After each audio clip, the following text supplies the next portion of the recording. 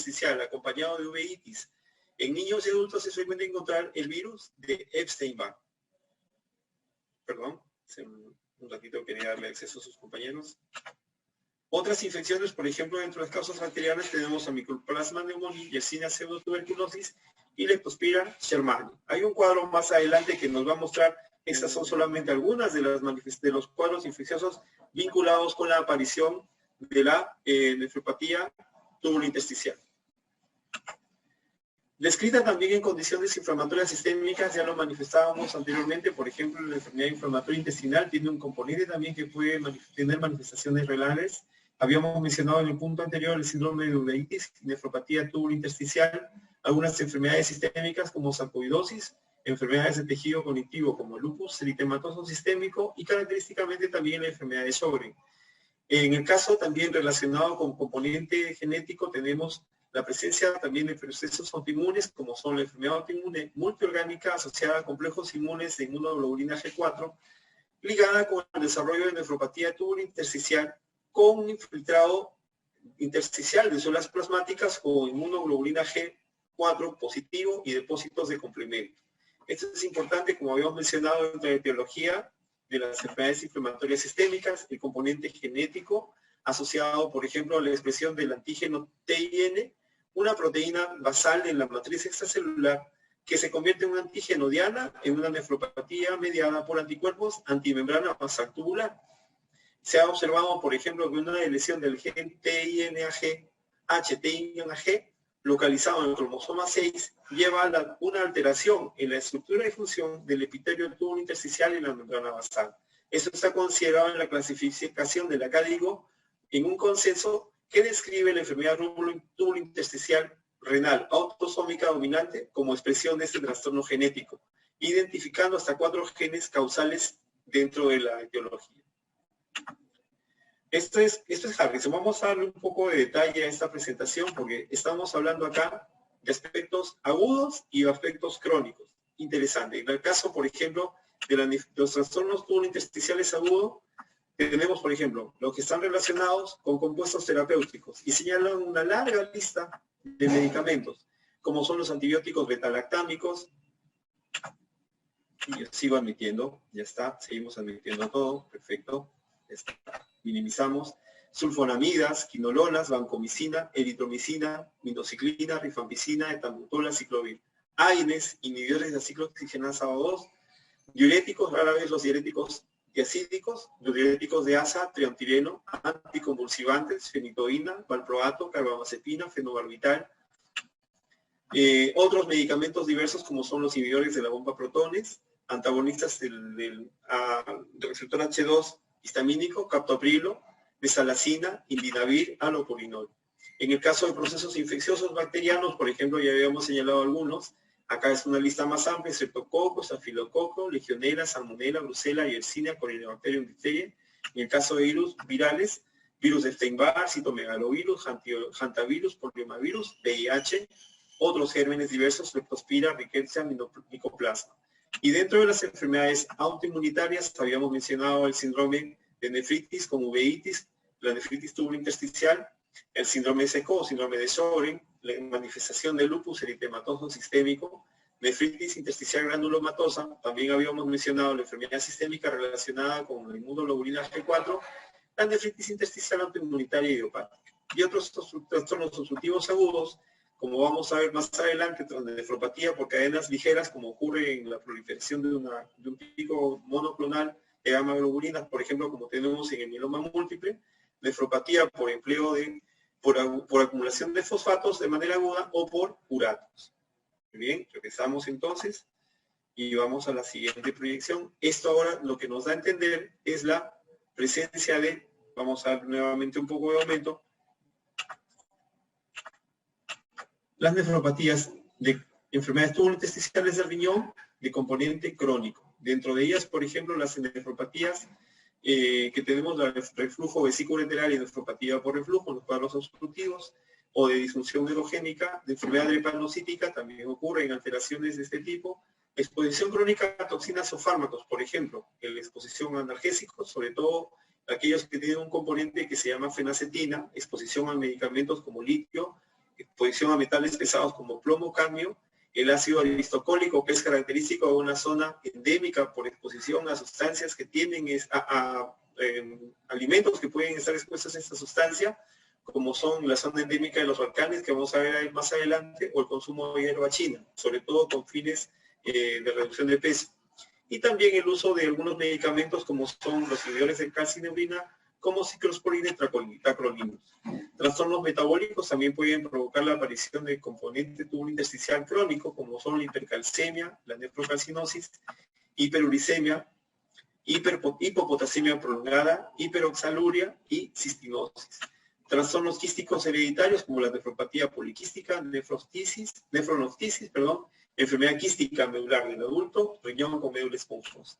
Y otros como parte del envejecimiento, también como expresión de glomerulonefritis crónica, obstrucción crónica de las vías urinarias, isquemia y enfermedad vascular y nefritis por radiación.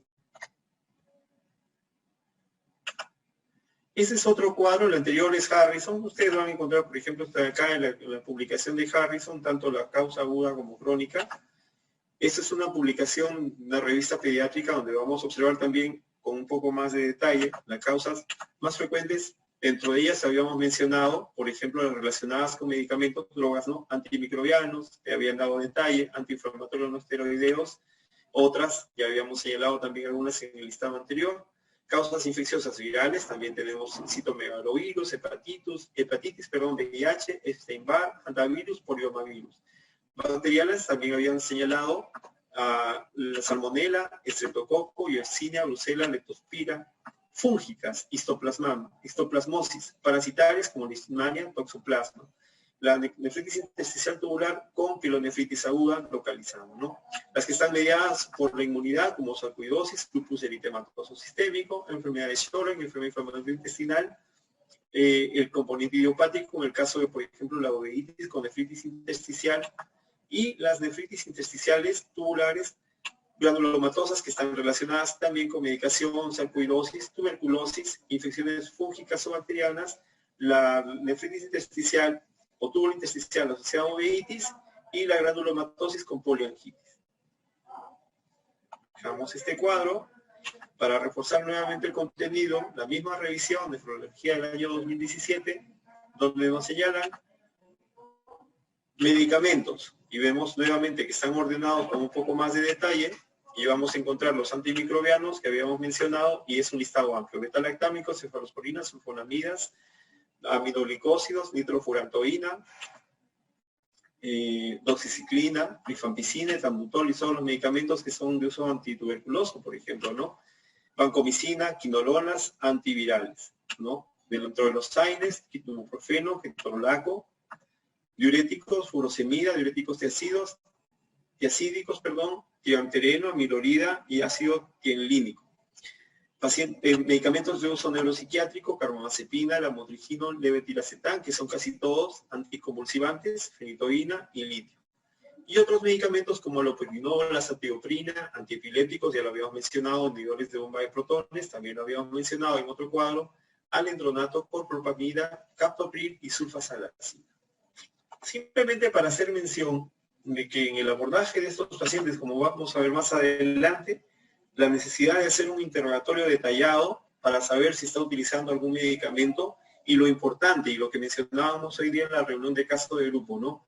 Lo que tenemos que establecer es la exposición al fármaco antes de la aparición del daño, para poder establecer el nexo de causalidad. Acá tenemos otra presentación del año 2013, donde también nos señalan, si ustedes se dan cuenta, un listado mucho más amplio, siempre considerando agentes antimicrobianos, antiinflamatorios no esteroideos, analgésicos, anticonvulsivantes, diuréticos y un listado de misceláneo. Ese es un cuadro interesante, tomado también de la publicación de Nefrología al Día, donde se hablan de las características clínicas. Habíamos mencionado también, vamos a hacer incidencia de las características clínicas, sobre todo de las nefropatías intersticiales agudas, en las cuales una de las características es la injuria renal aguda.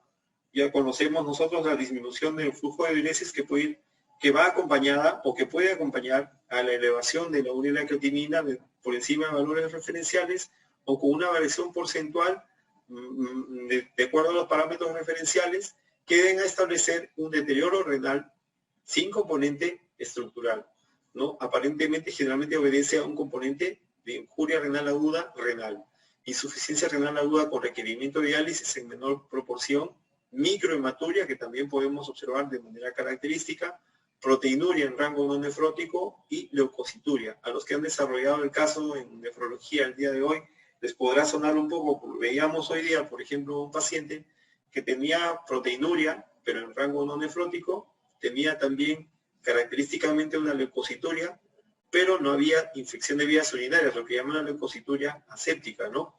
Y la otra característica también una hematuria discreta, ¿no? Las características también señalan la presencia, por ejemplo, de fiebre, exantema y eosinofilia como una triada clásica, que si bien esta pneumónica no suele presentarse en gran porcentaje de pacientes, ¿no? Pero ya tenemos acá, por ejemplo, una manifestación. En el caso de nefritis intersticial aguda, en el orden lo más frecuente, injuria renal aguda, insuficiencia renal aguda, proteinuria en rango no nefrótico, leucocituria. Después tenemos artralgias, otro tipo de manifestaciones como por ejemplo insuficiencia que requiere hemodiálisis, fiebre, exantema y la eosinofilia. ¿Ya? Esto es parte de lo que se describe como características de presentación clínica y laboratorial. Este es un cuadro un poco más amplio, donde vamos a ver dentro de las características clínicas, aquellas que tengan, por ejemplo, determinado origen, las que estén relacionadas con el empleo de fármacos o drogas, la que esté relacionada con infecciones y algunas manifestaciones de enfermedades sistémicas o enfermedades de tejido conectivo, ¿no? Por ejemplo, tenemos acá las que estén relacionadas con fármacos, vinculado al origen, las características del paciente, como mencionamos siempre en la discusión, ver primero las condiciones o las características propias del paciente, ¿no? Luego la clínica, la reacción frecuente de hipersensibilidad, que tenga o no manifestaciones extrarrenales, los hallazgos histopatológicos y el manejo recomendado. Casi en todas, característicamente, siempre es la supresión de fármacos, sobre todo relacionada con drogas, y en aquellas que estén relacionadas con alguna reacción inflamatoria o enfermedades sistémicas, el manejo con corticoides, como vamos a ver más adelante. ¿Ya? Este acá es un cuadro que hay que revisar con detalle, es un poco amplio para estar detallando cada uno, y es importante señalar ahora, dentro de los cuadros clínicos que mencionan acá, aquellas que estén relacionadas, por ejemplo, con reacción a medicamentos, ¿no? O aquella que pueda estar también relacionada con la exposición a una sustancia que puede desencadenar un cuadro alérgico, una nefritis intersticial alérgica, cuyo cuadro típico característico ya señalábamos anteriormente, fiebre, exantema, eosinofilia periférica y la presencia de insuficiencia renal oligúrica. Hay que vigilar en estos pacientes, por ejemplo, la presencia de una concentración creciente de creatinina y la aparición de síntomas, como habíamos visto en uno de los cuadros anteriores, de injuria renal aguda que pueda llegar a requerir incluso un soporte dialítico. Importante señalar dentro del diagnóstico la insuficiencia renal aguda con proteinuria intensa, a veces que puede superar incluso el rango nefrótico, eosinofilia periférica, lo que mencionábamos, la presencia de piurias, cilindros de leucocitos, hematuria, y la biopsia renal, si bien algunas veces puede ser de utilidad, no es de indicación diagnóstica, ¿ya? Otra de las manifestaciones que tenemos a nivel de lo que son los cuadros agudos es el síndrome de Sjögren. Característicamente manifiesta la sequedad ocular y bucal, lo que llaman el síndrome seco, la aparición de acidosis tubular renal, característico en la exploración del estudio de orina, que puede detectar la presencia de un pH bajo, diabetes insípida nefrógena y una insuficiencia renal moderada. Para tratar de precisar el síndrome de Sjögren como posible causa etiológica, tendríamos que ceñirnos a la presencia positiva de anticuerpos anti-Rho y anti-LA en suero y a una hipogamma-globulinemia monoclonal. Y el manejo básicamente suele ser con inmunosupresores, generalmente corticoides. Este es un cuadro característico que puede ser también más frecuente en mujeres antes que en varones, característicamente la presencia de molestias a nivel ocular oftálmico, característica de la nefritis tubulointersticial con uveitis. Tiene un trasfondo, un origen autoinmunitario de causa no establecida y puede constituir hasta un 5% de todas las nefropatías tubulointersticiales. Como mencionaba anteriormente, afecta a mujeres más que a varones y suele ser un cuadro típico característico la presencia de nefritis intersticial a predominio linfocitario, uveitis anterior, es una pregunta de examen, uveitis anterior dolorosa, a menudo bilateral, la presencia de fiebre, anorexia, pérdida de peso, dolor abdominal y artralgias. Para poder precisar el diagnóstico tenemos que ayudarnos a echar mano en las ayudas diagnósticas, alteraciones en la creatinina, ya habíamos nosotros visto dentro de las manifestaciones la presencia de injuria renal, en grado incluso que puede llegar a requerir diálisis, la presencia de leucocituria, piuria estéril, presencia de piuria sin presencia de procesos infecciosos, proteinuria también en rango no nefrótico, incremento de la velocidad de eritrosedimentación.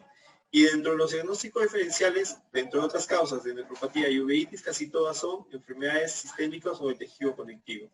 Dentro de ellas el síndrome de Sjögren, la enfermedad de Behçet, lupus eritematoso y sarcoidosis. También manifestaciones clínicas de nefritis intersticial, sobre todo en cuadro agudo, tenemos enfermedades de tejido conectivo o enfermedades inflamatorias como son el lupus eritematoso sistémico, la reacción inflamatoria que genera la reacción inflamatoria intersticial de células mononucleares, ya lo habíamos visto, genera depósito de complejos inmunitarios en las membranas basales tubulares. Y ocasionalmente lo que puede predominar es inflamación tubular intersticial. Se va a manifestar generalmente con hiperacemia y con acidosis tubular renal de tipo 4. Tenemos además la nefritis intersticial granulomatosa, en la cual las manifestaciones de nefritis tienen una evolución prolongada y recurrente, de manera episódica. La ayuda de la biopsia renal puede mostrar un infiltrado inflamatorio más cónico con granulomas y células gigantes multinucleadas. Y se puede acompañar de o generar más tarde manifestaciones pulmonares, cutáneas o manifestaciones sistémicas de sarcoidosis. Tenemos además dentro de las manifestaciones clínicas de las enfermedades tubulointersticiales agudas, la enfermedad sistémica relacionada con la inmunoglobulina G4, característica por un infiltrado inflamatorio denso que contiene células plasmáticas que expresan inmunoglobulina G4. Pueden cursar con manifestaciones sistémicas como sean pancreatitis autoinmunitaria, colangitis esclerosante, fibrosis retroperitoneal o cealoadenitis esclerosante crónica. Y en este caso las lesiones fibróticas pueden además formar lesiones pseudotumorales en otros órganos afectados. Dentro de este cuadro, dentro de las nefritis intersticiales agudas, también tenemos la nefritis intersticial aguda idiopática, cuyas manifestaciones clínicas e histológicas son la nefritis intersticial aguda, pero sin evidencia, sin dato importante de la anamnesis, de exposición a fármacos, ni manifestaciones clínicas o serológicas de enfermedades inmunitarias. Por eso se llama de causa idiopática. Tenemos también aquellas que están relacionadas con los cuadros infecciosos, como son aquellas que pueden ser relacionadas con un cuadro inflamatorio local a una infección microbiana. Deben distinguirse de la pielonefritis, por ejemplo, si tenemos un paciente que hace una infección de tracto urinario, pielonefritis, distinguir que hay un daño asociado a la expresión de la pielonefritis bacteriana y aquella que puede ser inducida por la infección bacteriana y que no suele necesariamente causar la primera una insuficiencia renal aguda. Esto es más frecuente de observar sobre todo en pacientes inmunosuprimidos, en particular en aquellos que son receptores de trasplante renal. Tenemos además las enfermedades relacionadas, las nefropatías relacionadas con trastornos por depósitos ecrisitales y tubulopatías obstructivas. Aquellos, por ejemplo, que están relacionados con el depósito de cristales de varios tipos en las células tubulares y en el intersticio o provocan una obstrucción tubular. Por ejemplo, asociado a empleo de fármacos en la sulfadiazina cuando se trata de toxoplasmosis, indinavir cuando hay manejo de herpes y aciclovir, del VIH, y aciclovir cuando hay manejo de herpes. Y asociada a trastornos metabólicos, nefropatía aguda por uratos, nefropatía por depósito de cristales de oxalato de calcio y nefropatía aguda por fosfatos. Tenemos también, dentro de las manifestaciones clínicas de las nefropatías tubulointersticiales agudas, la nefropatía por cilindros de cadena ligera que se observan en pacientes con mieloma múltiple, que algunas veces incluso constituye uno de los cuadros clínicos con los cuales el paciente con mieloma debuta. No necesariamente con dolor óseo, con las características de dolor a la palpación de algunas zonas, no articulares, sino de estructuras característicamente de prominencia ósea, en las cuales el paciente debuta con una injuria renal aguda o puede tener ya el diagnóstico establecido en mieloma múltiple y cursa con una hipovolemia, infección o hipercalcemia, o asociada a la exposición a AINES o empleo de medio de contraste radiográfico en estos casos. Esto de acá lo que genera es un depósito de cadenas ligeras de inmunoglobulinas monoclonales, las llamadas proteínas de Bence-Jones, las cuales son filtradas formando agregados intratubulares. Esto característicamente se llama en el túbulo distal la presencia de proteínas de Tams-Horfan. El diagnóstico implica, de hecho, la presencia de diagnóstico de mieloma múltiple concomitante y la identificación de la hipergamaglobulinemia y de proteinuria no asociada a pérdida de albúmina en orina, sino básicamente a proteínas vinculadas a la proliferación de un pico monoclonal relacionado con las proteínas de Tams-Horfan en el túbulo distal. Y en el caso de los pacientes que padecen sobre todo linfomas, pueden haber la infiltración linfomatosa del riñón, sobre todo en los linfocitos B, una infiltración intersticial, lo cual es un hallazgo habitual en pacientes que tienen un desenlace fatal en pacientes con leucemia linfocítica crónica y linfoma no-Hodgkin. Ocasionalmente, estos infiltrados pueden causar también un crecimiento masivo de los riñones y llevar a una insuficiencia renal aguda o ligúrica. Simplemente para tratar de poder hacer una explicación más clara, es importante conocer que tenemos, por ejemplo, un proceso inflamatorio y un proceso también de edema asociado a la inflamación desencadenada en el intersticio renal. Ese intersticio renal, a su vez, por tener alta demanda metabólica, va a generar también un daño tubular intersticial que puede estar vinculado a la reacción inflamatoria intersticial y a la presencia de edema. Esto va a conllevar a un infiltrado de linfocitos y células plasmáticas, lo cual de manera global nos va a llevar a la disminución de una tasa de filtración glomerular y eventualmente una fibrosis del intersticio que también causa una disminución de la tasa de filtración glomerular. Esto conlleva a un compromiso del flujo sanguíneo renal a nivel del intersticio, lo cual eventualmente puede llevar a final hacia un daño que puede concluir en una fibrosis a nivel del estructura del glomérulo. Esto de acá, si nosotros además lo asociamos a la aparición aguda de la presencia inflamatoria y el edema intersticial, nos va a llevar a una injuria aguda con nefropatía tubulointersticial. Esta reacción inflamatoria prolongada lleva a una acumulación de matriz extracelular, la cual finalmente lleva a un compromiso de la función renal, fibrosis y atrofia tubular. Esto es todo un mecanismo que va a desencadenar inicialmente un cuadro, como habíamos señalado, de injuria renal, que de ser sostenida en el tiempo o de no ser detectada oportunamente, va a conllevar a un deterioro y a un daño crónico ya establecido.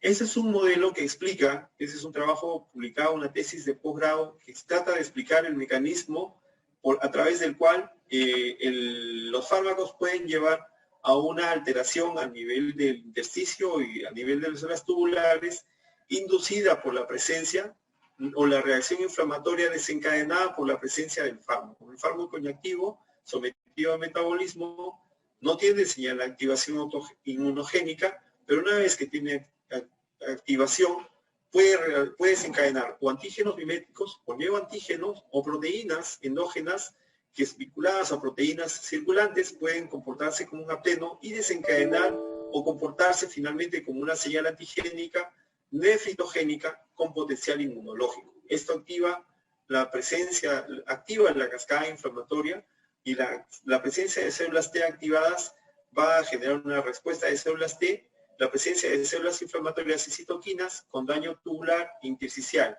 Este daño inmunológico va a conllevar a la presencia de fibroblastos, a la reacción de fibroblastos residentes, fibroblastos derivados y a la presencia de fibrosis intersticial y a la aparición de enfermedad renal crónica cuando no se hace la intervención oportuna y no se detecta a tiempo el mecanismo activado, con este caso, por ejemplo, a través de un interrogatorio muy detallado para poder establecer si se está presentando o no un componente desencadenado por la presencia de fármacos. Esto es reversible, sí, y hay algunas características que lo hacen muy peculiar en el caso de estar vinculado a la exposición de fármacos. Por ejemplo, no es dosis dependiente, puede ser inducido nuevamente otra vez por la exposición de fármacos, y esto de acá es característico y es importante señalarlo porque no debe perderse de vista en el momento incluso uno hace el análisis de la nefropatía intersticial asociada sobre todo al empleo de medicamentos, ¿no? Se piensa, como mencionaba anteriormente, que es mediada por una respuesta inmunitaria y relacionada con un mecanismo alérgico. Hay algunos aspectos, pregunta de examen, que van a soportar este punto de vista. La nefropatía, por ejemplo, la nefropatía tubulointersticial ocurre en una pequeña proporción de individuos que toman ciertos medicamentos. No es que todos los pacientes como si fuese nefrotóxica, sino es una reacción básicamente alérgica. No es dosis dependiente, como si fuese, por ejemplo, más importante en el caso de haberse expuesto a mayor dosis, mayor daño, no necesariamente. Los pacientes desarrollan además otras manifestaciones sistémicas de reacción de hipersensibilidad. Pueden hacer un rash, pueden tener eosinofilia, pueden tener otras manifestaciones dentro de la reacción alérgica. La nefropatía tubulointersticial puede ocurrir después de la reexposición a la droga y puede haber eosinofilia en la biopsia renal de manera frecuente. Esto es importante, como les digo, repasarlo, tomarlo en cuenta al momento, porque es pregunta de examen. Ya, revísenlo con detalle. Esto es tomado nuevamente de lo que es Harrison, vamos a verlo con un poco más de detalle. Vamos a ver una enfermedad renal intersticial con rasgos de nefropatía intersticial aguda, importantísimo, ¿no? Suspender el compuesto nocivo, ¿ya? Hay que darle cuidados de soporte y observación constante. Si tenemos una mejora en un periodo corto, una semana, mantenemos solamente la observación continua. Si no hay mejoría en una semana o la progresión, por el contrario, es rápida, podríamos considerar que se trate de una nefropatía intersticial aguda alérgica típica y podemos recomendar el empleo de corticoides. En aquellas que no tengan manifestaciones habituales de reacción alérgica, tienen manifestaciones atípicas, sí es recomendable en el abordaje la biopsia renal, donde nos vamos a orientar a que se trate de una nefropatía intersticial aguda típica y podemos sugerir el manejo de corticoides. Una nefritis intersticial granulomatosa u otra de origen inmunitario, por ejemplo, las enfermedades de tejido conectivo, sobre todo las vinculadas a vasculitis, lupus, iniciamos con tratamiento de corticoide y de no ser una respuesta adecuada, podemos incluso utilizar fármacos inmunosupresores. En el caso de que la biopsia mostrara ya signos de fibrosis, un daño ya establecido, el manejo es conservador y vigilar la presencia de enfermedad renal crónica. Acá tenemos también dentro de las indicaciones, vamos a ir con un poco más de detalle, indicaciones para el uso de corticoides e inmunosupresores en nefritis intersticial, absolutas, enfermedades de tejido conectivo, ¿no? Síndrome de Sjögren, sarcoidosis, nefritis intersticial por lupus eritematoso sistémico, adultos con la nefritis intersticial tubulointersticial asociada a uveitis y la nefritis intersticial granulomatosa idiopática y por otras causas. Indicaciones relativas tenemos la nefropatía intersticial aguda idiopática o causada por fármacos con progresión rápida a la insuficiencia renal, infiltrados difusos en la biopsia renal, necesidad de diálisis o recuperación tardía. Niños también que puedan tener uveitis, síndrome de la uveitis con nefropatía intersticial tubular y en la nefropatía intersticial aguda postinfecciosa con recuperación tardía. ¿Ya?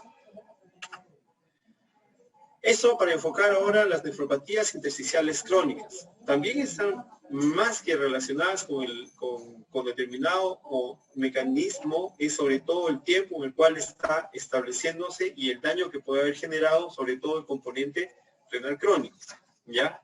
Dentro de ellas tenemos, por ejemplo, el uso de fármacos, como son algunos medicamentos analgésicos, sobre todo aquellos que están relacionados con el uso de fenacetina, que es una sustancia que se ha demostrado que puede causar un componente intersticial, el empleo de paracetamol en altas dosis y en algunos pacientes el empleo de cafeína. Litio, también está demostrado el uso de ciclosporina y tracolvimos, ya lo habíamos mencionado anteriormente, y el uso de medicamentos quimioterápicos como cisplatino y nitrosuria. Algunas sustancias tóxicas, por ejemplo, como plomo, cadmio, mercurio, ácido aristológico, como ya vamos a ver, por ejemplo, en lo que es la nefropatía de los volcanes y el consumo asociado de hierbas chinas, procesos neoplásicos, ya lo habíamos mencionado, como leucemias, mieloma, algunas alteraciones metabólicas como la hipercalcemia, hipopotasemia sostenida, sobre todo la hiperuricemia, hiperoxaluria y cistinosis. Procesos inmunológicos o autoinmunitarios, como sean la enfermedad de lupus eritematoso sistémico, síndrome de Sjögren, manifestaciones sistémicas de sarcoidosis. En el caso de las uropatías obstructivas, las relacionadas sobre todo con trastornos como la hipertrofia prostática, ante las enfermedades con reflujo vesicoureteral, litiasis coraliforme y anomalías congénitas. Procesos glomerulares y proteinuria crónica, tenemos también nefropatía por radiación y la nefropatía de los Balcanes, que está también asociada a la exposición de sustancias que tienen ácido aristológico. Ese es tomado una revisión interesante de un capítulo de un libro donde tenemos, por ejemplo, etiologías, causas etiológicas mayores de la nefritis intersticial crónica, ¿no? Enfermedades en las cuales los riñones son macroscópicamente normales, por ejemplo, las drogas y toxinas, el ácido aristológico en un primer lugar, litio, ciclosporina, tracolimus y ninavir cisplatina. Causas metabólicas como la hiperuricemia, hipocalemia, hipercalcemia, hiperoxaluria, cistinosis. Y metales pesados como el plomo, cadmio, arsénico, mercurio, oro y uranio. La radiación, también lo habíamos señalado en algunas otras de las revisiones, la nefropatía de los Balcanes, que vamos a entrar con un poco más de detalle más adelante, las nefropatías asociadas a respuestas inmunitarias, sobre todo las que están vinculadas con manifestaciones de lupus eritematoso sistémico, síndrome de Sjögren, sarcoidosis, granulomatosis de Wegener y otras vasculitis que también se han manifestado. Las enfermedades vasculares, sobre todo la enfermedad renal aterosclerótica, los pacientes portadores de trasplante renal, que son recipientes de trasplante renal, los disturbios hematológicos como son mieloma múltiple, enfermedad de depósito de cadenas ligeras, linfoma, enfermedad de sickle cell, la hemoglobinuria paroxística nocturna, enfermedades glomerulares progresivas de todas las etiologías, dentro de ellas las glomerulonefritidas, la diabetes, la hipertensión y las de causa idiopática. En aquellas que puedan tener el riñón de estructura macroscópicamente normal. Y en pacientes que tienen enfermedades con riñones que tienen macroscópicamente anormales, por ejemplo, la nefropatía por analgésicos, la obstrucción crónica, ya lo habíamos mencionado anteriormente, las nefropatías hereditarias como son la nefroneftisis, la enfermedad renal quística medular, la nefropatía hiperuricémica familiar juvenil, la enfermedad quística, la enfermedad renal poliquística autosómica dominante y la enfermedad poliquística renal autosómica recesiva. Dentro de ellas también tenemos cuadros infecciosos como la pielonefritis crónica, la malacoplaquia, la pielonefritis santo-granulomatosa. Bien, esto para tomar en cuenta dentro de los diagnósticos. Uy, perdón. Un ratito tuvimos un bajón de energía. Un minuto, por favor. Para hacer la conexión. Ya está, perfecto, listo. Listo. Tenemos también dentro de ello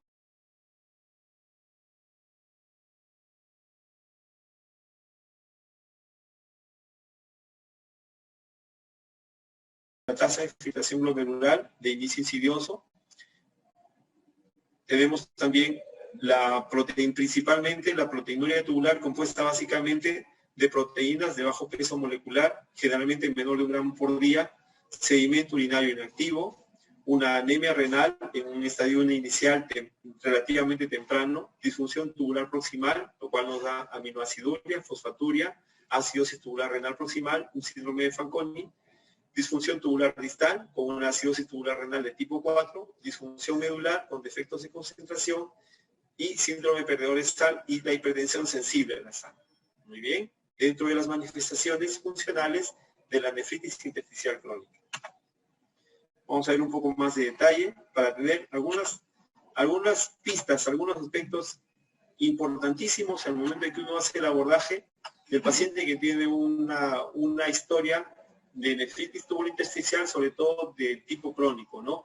Importante, ¿qué podemos buscar? ¿Qué es un elemento que hay que buscar? Historia ocupacional.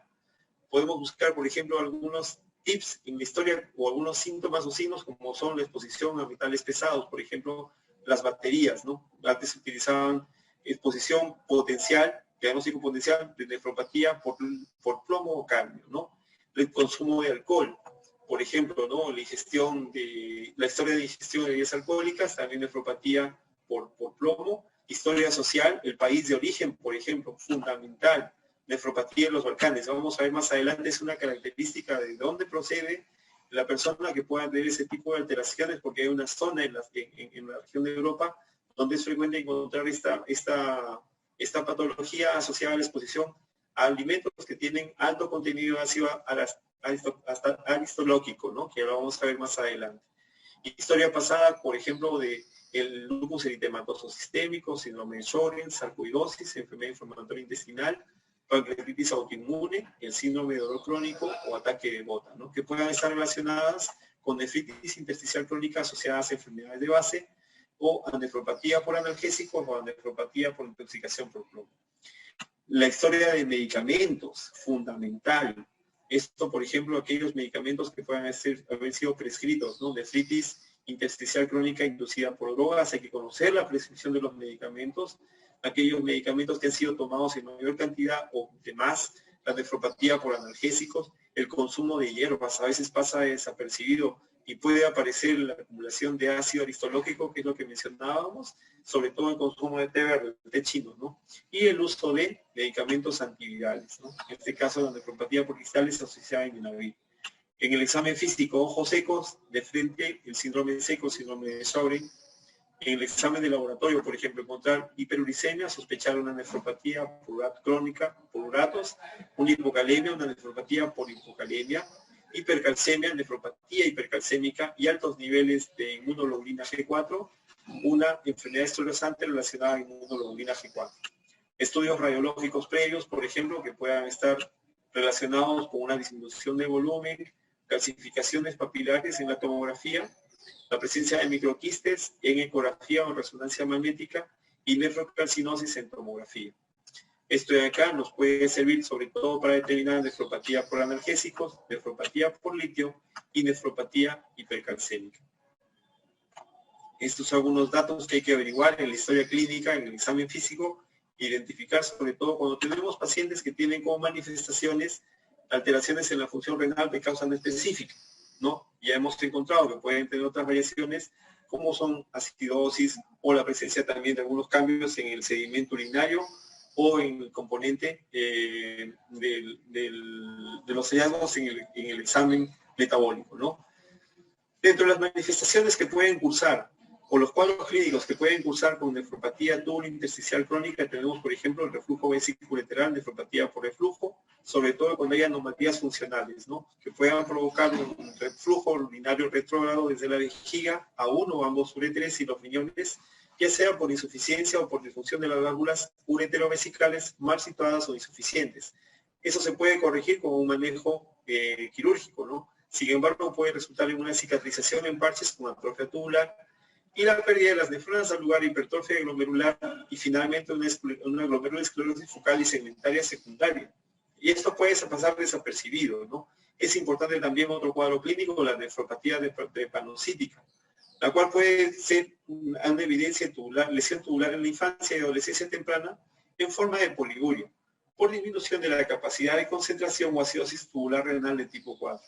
La nefropatía de los glóbulos rojos, la nefropatía panocítica en la vasculatura medular, puede causar necrosis papilar, manifestada por hematuria macroscópica y obstrucción ureteral de las papilas isquémicas.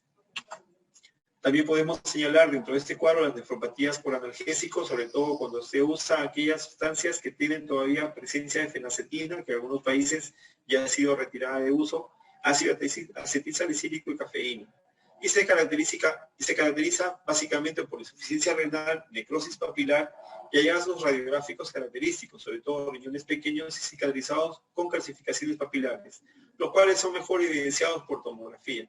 Además puede hallarse, como otras manifestaciones, la presencia de poliuria por incapacidad para concentrar la orina y además acidosis metabólica. Esto es acá lo que hacía mención anteriormente, la nefropatía por hierbas chinas y nefropatía de los Balcanes. Están asociadas básicamente al empleo de medicamentos, lo que se llama medicina alternativa, en los cuales es alta la concentración de ácido aristológico, sobre todo en el caso de las hierbas chinas. Esa sustancia, el ácido aristológico, sobre todo produce fibrosis intersticial renal con escasez relativa de infiltrados celulares. Y en el caso de la nefropatía de los Balcanes, aparentemente estaría vinculada con la contaminación por ácido aristológico en las márgenes del río Danubio, en la zona de Europa que ahorita vamos a señalar, en preparaciones locales de cereales. Acá, por ejemplo, estamos viendo Y acá estamos viendo la zona del mar Adriático, así esta zona está en la bota de Italia, y acá tenemos la zona de lo que era la antigua Yugoslavia, ¿no? Y lo que ahora son los países que han sido parte integrante de este país anteriormente, como son Eslovenia, Croacia, Bosnia, Herzegovina, Serbia y Montenegro, Macedonia, además de otras zonas también vecinas como son Grecia, Bulgaria, Rumania, Hungría y hasta Austria, ¿no? ¿Y por qué dice la zona de los Balcanes? La zona geográfica de Europa se llama la zona de los Balcanes, están todas en la zona de la influencia de la cuenca hidrográfica del río Danubio, ¿no? En las cuales la nefropatía es prevalente y se caracteriza precisamente, ustedes dicen, las áreas endémicas están en rojo, en zonas alrededor del río Sava, el río Danubio, el río Morava, que son afluentes. ¿Ya? Interesante, ¿no? Y dentro de la zona, dentro de los cuadros que cursan con necrosis papilar, lo habíamos estado viendo, en el caso de la nefropatía intersticial crónica, nefropatía por analgésicos, por células falciformes, en la diabetes con infección urinaria y en el consumo prolongado de antiinflamatorios no esteroideos. Tenemos también aquellas otras manifestaciones que están asociadas a la exposición al litio, sobre todo en pacientes que tienen uso de sales de litio con fines de tratamiento de enfermedades de salud mental. Se acumula en las células principales del túbulo colector porque ingresa a través de los conductos de sodio del epitelio. En la biopsia lo que suele encontrarse es fibrosis intersticial de atrofia tubular, infiltrado linfocítico escaso y pequeños quistes o dilatación del túbulo distal y del túbulo colector. El grado de fibrosis en este caso está relacionado con la duración y la dosis acumulada de litio. También tenemos otros medicamentos como son ciclosporina y tacrolimus, ambos conocidos como inhibidores de calcinebrina. Estas sustancias pueden causar lesión renal aguda y crónica. Las lesiones agudas pueden ser consecutivas a causas vasculares como sean vasoconstricción, microangiopatía trombótica o tubulopatía tóxica. Y las lesiones crónicas casi siempre se observan en receptores que han sido los que han recibido donación de órganos, corazón, pulmón, hígado, característicamente manifestado por descenso progresivo en la tasa de filtración glomerular con proteinuria leve e hipertensión arterial, ¿no? Esto asociado a ciclosporina y tacrolimus. Tenemos también las glomerulopatías o enfermedades tubulointersticiales asociadas a exposición a metales pesados como son plomo, cadmio, que pueden causar un proceso tubulointersticial después de una exposición prolongada. Signos tempranos de disfunción tubular proximal, por ejemplo, son la hiperuricemia por secreción disminuida de uratos. Eso de acá tenemos elevación de la concentración de ácido úrico a nivel sérico porque disminuye la eliminación de uratos a nivel urinario. Acá es característica la triada de la gota saturnina, característicamente hiperuricemia, hipertensión arterial e insuficiencia renal, lo cual debe llevar a la búsqueda de exposición a plomo. Nuevamente vamos al cuadro anterior, donde uno debe hacer un interrogatorio adecuado buscando la historia clínica, el dato de exposición o consumo de sustancias, drogas o medicamentos. Muy bien. Y otros trastornos metabólicos, por ejemplo, los que estén relacionados con la alta concentración de ácido úrico, hipercalcemia e hipopotasemia. ¿Cuál es el tratamiento en estos cuadros? Lo importante, por ejemplo, es identificar básicamente cuál es el mecanismo o cuál es la sustancia desencadenante. Incluye, por ejemplo, exposición a drogas, metales pesados, en los cuales hay que identificarlo a través de un interrogatorio en historia clínica y eliminar el accidente exógeno. La causa metabólica o las condiciones potencialmente que causan la lesión intersticial crónica, ya sean procesos obstructivos o infecciosos. En el caso, por ejemplo, de disfunciones neurogénicas, obstrucción de la vía urinaria por alteraciones anatómicas, por crecimiento o por compresión extrínseca, es importante revertir esta condición. En algunas condiciones, por ejemplo, enfermedades sistémicas, enfermedades autoinmunitarias o con un trasfondo de enfermedad de tejido conectivo, van a requerir tratamiento específico de la enfermedad de fondo. Por eso decimos siempre, hay un componente terapéutico de lo que es la enfermedad, la causa etiológica y la manifestación clínica o el manejo sindrómico. Eso sobre todo para establecer el sustento terapéutico con el razonamiento terapéutico, los lineamientos que voy a seguir y luego las medidas específicas, ¿no? Tanto las medidas no farmacológicas como las farmacológicas, que siempre están ustedes desarrollando en los casos clínicos. Dentro de las medidas también generales se controla la presión arterial para que no haya otro aspecto asociado al daño a nivel de la función renal. Y la mayoría de las evidencias clínicas favorece el uso de los inhibidores de la enzima convertidora de angiotensina o los bloqueadores de los receptores del angiotensinógeno, los cuales reducen las presiones glomerulares y sistémicas, contribuyendo así a una reducción de proteinuria y a una mejora en el flujo sanguíneo renal. Además, cada patología per se puede requerir también de algunas medidas específicas de acuerdo a la etiología que se puede identificar. Muy bien. Acá les estoy dejando también algunas referencias bibliográficas que puedan ser de interés, sobre todo para el caso desarrollado y para que puedan ampliar su lectura. Muy bien. Creo que dejo de compartir pantalla. Perdón. Dejé de compartir pantalla. Muy bien, disculpen.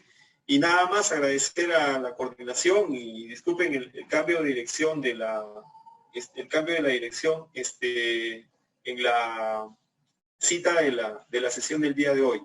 Así que nada, cualquier cosa, ya saben ustedes, he señalado algunos puntos importantes para resaltar, sobre todo en la evaluación, y que les haya sido de provecho para que aquella patología que no les haya quedado clara, sobre todo cuando tienen pacientes que tienen alteraciones a nivel de una falla renal de causa no establecida, saber que es necesario hacer un buen interrogatorio para poder resaltar si ha habido exposición a sustancias, ¿no? Medicamentos, si ha habido automedicación y sobre todo establecer el criterio de causalidad.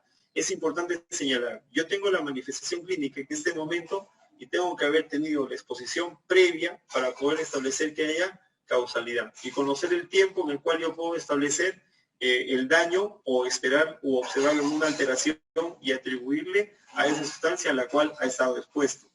No todo es examen auxiliar, no todo solamente es prueba de laboratorio, examen de orina, tensión urinaria, sino también muchas veces la anamnesis y el examen físico. Muy bien, agradezco bastante la atención de ustedes y hasta otra oportunidad. Cuídense mucho, estudien que ya están terminando la unidad.